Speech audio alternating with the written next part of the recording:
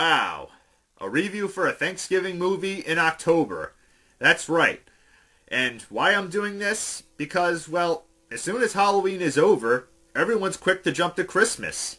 Yeah, that's right. Christmas specials and movies, decorations, it's all up as early as November.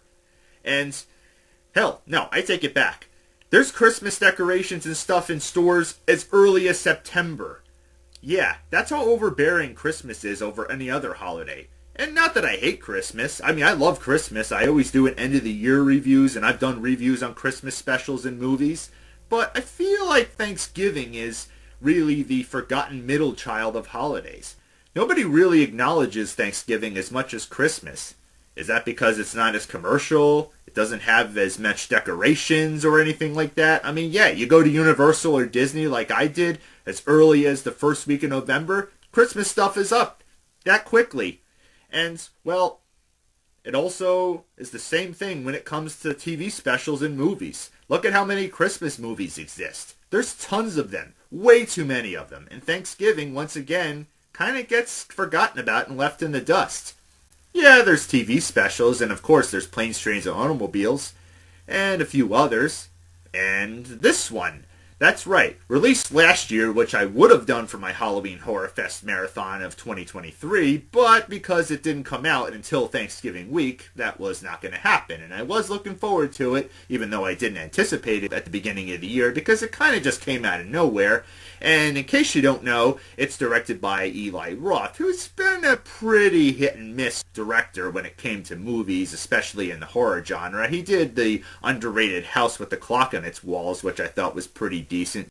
And this one actually came around and was inspired by a parody trailer from another horror movie called Grindhouse, which was a kind of a box office bomb from both Robert Rodriguez and Quentin Tarantino.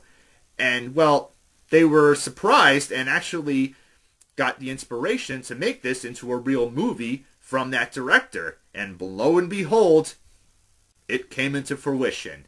And since I considered it one of the best movies of 2023, you already know I praise this movie. So what's the movie about exactly? Well, it takes place around Thanksgiving, or I should say 2 Thanksgivings. That's right. The first beginning part of it takes place around one Thanksgiving, or Thanksgiving leading into Black Friday, and then most of the rest of the movie, which is where it takes place on, is another Thanksgiving a year later. And yeah, I'm saying Thanksgiving a lot, aren't I? Because, well, that's what the movie's called. Not to really overdo it, but basically, if you've seen the trailer, you know it's a slasher horror movie about a person who dons a John Carver pilgrim costume and goes around butchering people, and they have to figure out who it is. And in the town of Plymouth, Massachusetts, why not? That is where the history of Thanksgiving first started, you know, with the Pilgrims first landing at Plymouth Rock. Couldn't ask for a more appropriate location than that. But yeah, it becomes a real detective movie of figuring out who this guy is, and our main police chief character who's investigating the whole thing is played by Patrick Dempsey, and our other main characters are typical high school kids who you've probably seen in other slasher movies. So yeah, it's got a bit of Scream, and of course a little bit of Texas Chainsaw Massacre, because of course he butchers people, and it's a real detective type of movie with a lot of jump scares and a lot of gore, and the way the kills are done is pretty creative. Yeah, it's rated R, and not for a dumb reason. There's a lot of gore and gruesomely graphic scenes in this movie. And, well, not going to really explain this movie without spoiling, but I'll let you know when I get into spoiler territory. But the main reason behind this whole thing is because, well, you think at first the whole Black Friday thing is for nothing, but it actually does have a lot to do with the plot canon. That's basically the beginning of the movie, and it perfectly shows just how barbaric people are trying to get something before anybody else does. I mean, they're killing each other just to get waffle makers on sale. Yeah, that's right. I mean, every character in this movie basically you think is useless at first and basically just seems random, but they actually all have to do with what's going on. They have their purpose in the plot canon itself. And, well, it all makes sense. And now I'm getting into spoiler territory. And this is where things get really interesting. When they figure out who the killer is, and it gets really interesting, especially with all the streaming, with all the cell phones, and, how the Carver labels his targeted victims by posting it online for everybody to see. And it's really creative, but it also leaves a bit of plot holes into the film as well, especially when you find out who the killer is. And are you ready? It's the police chief. So, yeah, this is where I have to really question it, and I acknowledge the film with trying to add a real twist to it to be that person that you least expect. I mean, he even mentions that one little screw-up can give himself away so easily, and he does just that. But like I said, at the same time, it does leave really a lot of questioning right there, like how he was able to do all this without being noticed. Like, he's the police chief of the town. You don't think somebody would have noticed that he's missing when he's doing all this? But then again, I also acknowledge the whole motive he has behind it. And even though it's screwed up how he does everything like that, especially during that whole feast scene was really screwed up. I mean, he freaking kills people, puts their bodies and even their heads on the table, and even cooks a woman up and serves her and cuts her up like a freaking turkey with all of them watching at the table. I mean, that's what you call gruesome right there. That's real Texas Chainsaw Massacre material right there. Or hell, it even makes Texas Chainsaw Massacre look like a kid's movie. I mean, that was the definition of gruesome right there. But you also do feel some sympathy for him because, after all, he does it because the woman that he was in love with was about to have a baby.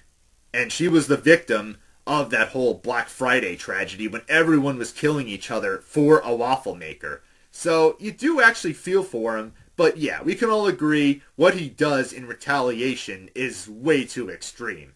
And like I said, it does leave a bit of questioning of how he didn't get caught so easily. Like one scene, he's right standing there talking to one of the teenagers, our main teenager character, and then next scene, he's trying to kill her.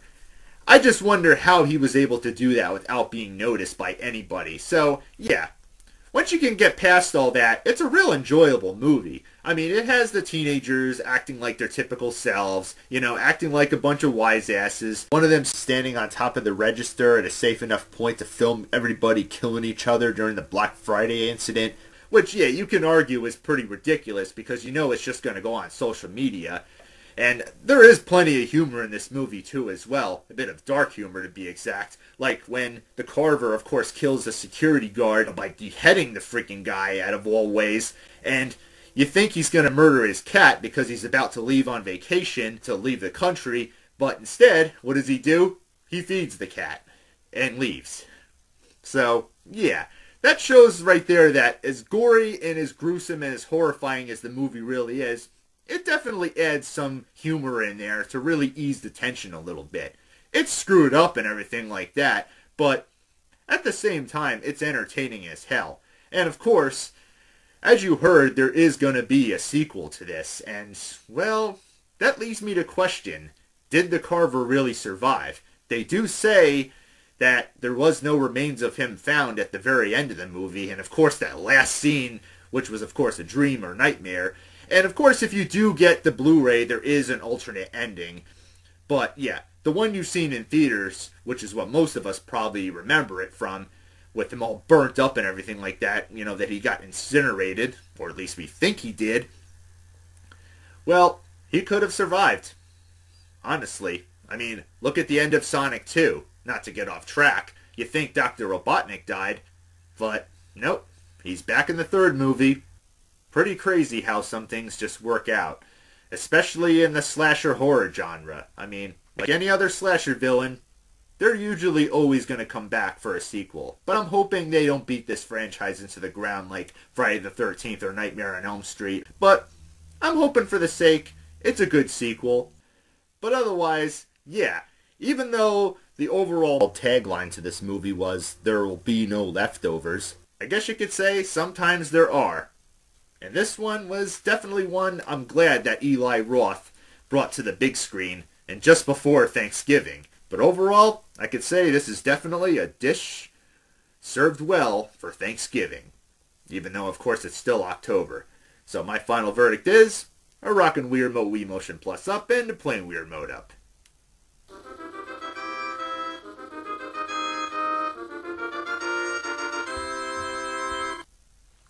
So, until next time, keep watching. Oh, come on. It's Halloween still. Okay, yeah, that's more like it. I know it's a little mix-up right there because it's a Thanksgiving movie, but yeah, keep watching.